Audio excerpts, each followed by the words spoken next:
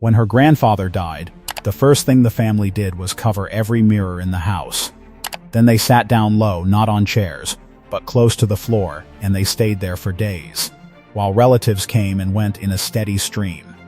They had buried him fast, within a single day, in a plain pine box, with no flowers and no viewing.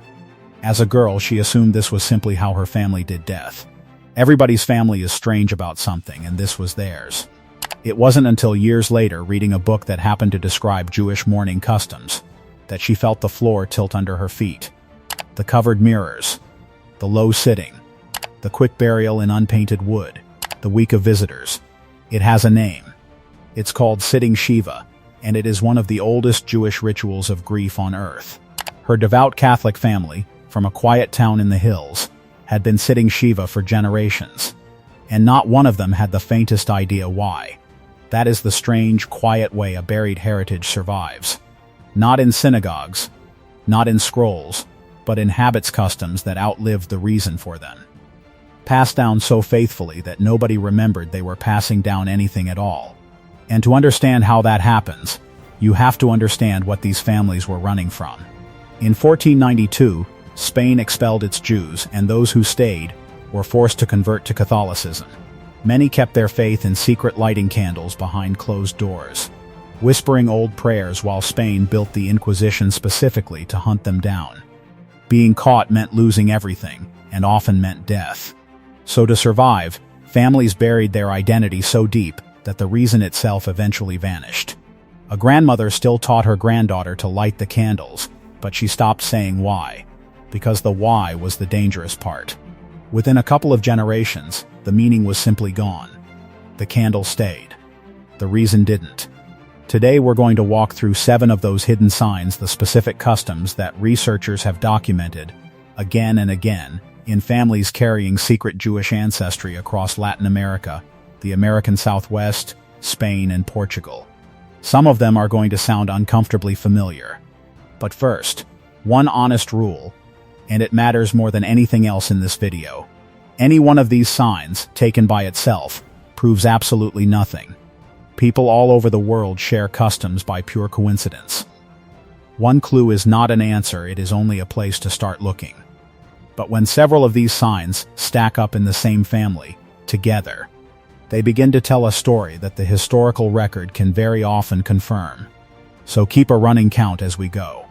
How many of these are in your family? And you would be genuinely amazed how far this reaches. When researchers first went looking in the American Southwest back in the 1980s and 1990s, they kept turning up the same thing.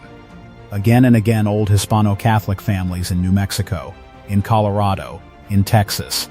Families who had lived on that land for centuries, who lit candles on Friday night, who would not touch pork, who buried their dead within a day and covered their mirrors in grief, and who, every so often, carried a single whispered sentence handed down across the generations.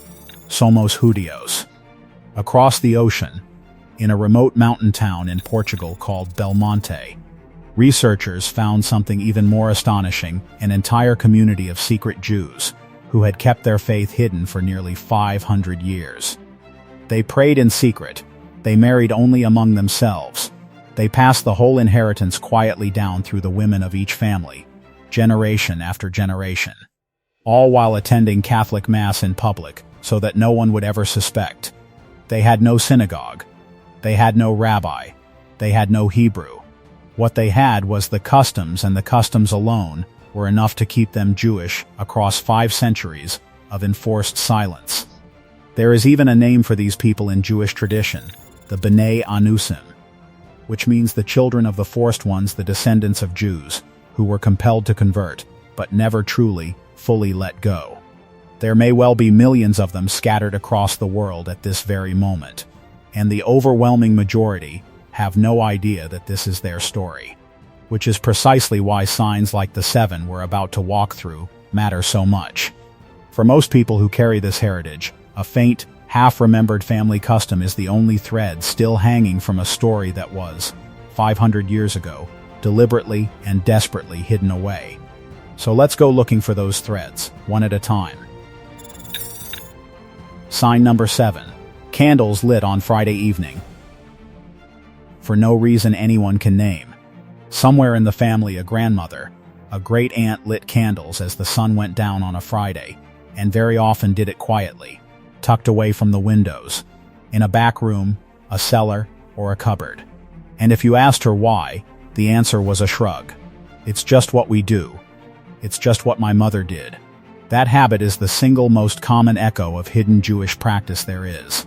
The Sabbath candles, lit to welcome the Jewish day of rest at sundown on Friday, kept alive, faithfully, long after the meaning behind them had been lost to fear and time.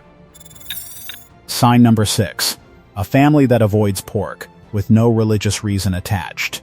Not because a doctor advised it, not because of any stated faith, just a deep, inherited, almost instinctive aversion. A sense that it isn't clean, that it simply isn't for us.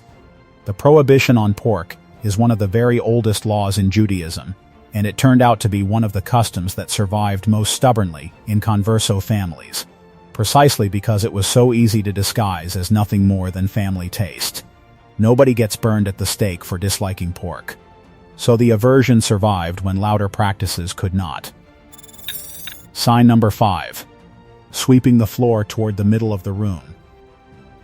It sounds like nothing at all, but some families carry a very particular habit, sweeping the dust inward, toward the center of the room, and never out through the front door. One explanation traces it directly to the mezuzah, the small sacred scroll that Jewish families once fixed to their doorposts. To sweep dirt out across the threshold would be to sweep it past that holy object, disrespecting it. The scroll itself disappeared within a generation of the family going into hiding, but the instinct to protect the doorway to never sweep out across it quietly stayed behind. Quick pause if any of these are landing a little too close to home. Take a second to hit that like button. It truly helps this kind of history reach the people it belongs to. And if you want to keep exploring stories like this, subscribe to Bloodlines and Borders. Now the next 4 signs get stronger, and the last one is genuinely uncanny. Sign number 4. Mourning customs that look exactly like Shiva. This is the story we opened with, and it's one of the most powerful signs of them all, because grief is precisely the moment when a family is least able to hide who it really is. Covered mirrors, sitting low to the ground, close to the floor. Burial within a day in plain, unpainted wood, with no embalming and no flowers. A week of the whole community flowing through the house to sit with the bereaved. If your family's way of grieving matches that pattern, piece for piece, understand that the pattern itself has a name, and the name is Jewish. It is one of the oldest continuous rituals in the world, and it does not appear in a Catholic family by accident very often. Sign number 3. A surname on the Sephardic lists, or a whisper that traveled down with it. Maybe your family name appears in the records of the expelled, or on the surname lists Spain and Portugal drew up when they offered citizenship to the descendants of their Jews. Or maybe there is no document at all, just a single sentence, handed down in a low voice at a kitchen table across the generations. We come from Jews, a long time ago. We don't really talk about it. In Spanish, sometimes just 2 words, somos judíos. We are Jews.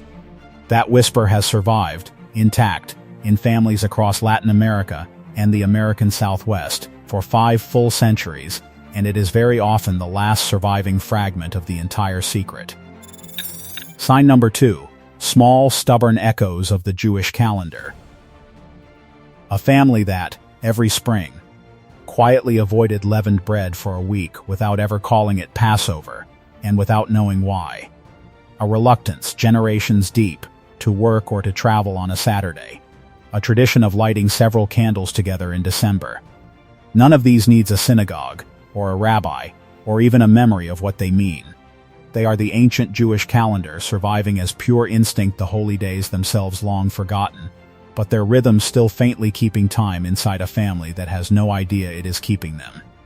And sign number 1, the most uncanny of them all, a deathbed confession. Across the entire world where converso settled, researchers keep uncovering the same haunting pattern. An elder, in their final hours, calls a grandchild close to pass on a secret they had carried their whole life and never once spoken aloud. that the family was Jewish, that the candles had always meant something, that there had been a reason, the whole time, for the strange way they lived. Sometimes it comes with an old iron key, said to open the door of a house in Spain that the family has not seen in 500 years, kept and handed down through all that time. Sometimes it is just those same 3 words, somos judíos. When that sentence surfaces in a family, right at the very edge of a life, it is almost never an invention. It is a secret finally set down by someone who simply could not bear to let it die with them. So how many did you count? If it was just 1, it is probably nothing at all a coincidence, a small thing to note and set aside. But if you found yourself counting on your fingers the Friday candles, and the pork, and the way your family grieves, and that one thing your grandmother once said then, you may be looking at the last surviving echoes of a faith your ancestors were forced to hide 500 years ago. And here is the genuinely good news. You can find out. The customs point you toward the archive. What you actually find there is what settles it, one way or the other. That is exactly why I made something to help you do it, a discovery kit called Your Jewish Roots. It's a step-by-step guide and workbook that takes you from these very first hunches all the way to real proof. How to read the signs without fooling yourself. How to decode a DNA test. How to trace your surname. And exactly which records the Inquisition files, the ship manifests, the free online databases can confirm what the customs are only hinting at. It's linked in the description and pinned right at the top of the comments. So tell me down below how many of these 7 were in your family. I read every single comment. And thank you, truly, for spending this time with me. If this stirred something, then the story you need to see next is the one that shows just how many millions of people carry exactly this heritage and never knew, and I've put it right here on your screen for you. It's playing now. Go watch it. Somebody in your family kept a flame alive without even knowing why. Maybe it's finally your turn to find out.